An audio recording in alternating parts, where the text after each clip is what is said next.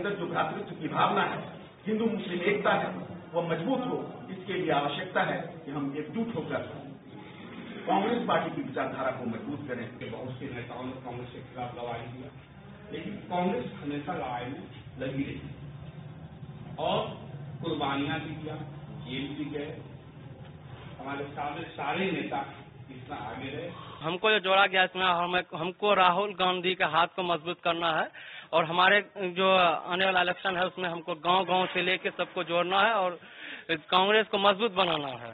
आज ये 3 नौजवानों को कांग्रेस विचार विभाग जिला अध्यक्ष ने अपने जिला कमेटी में शामिल किया है।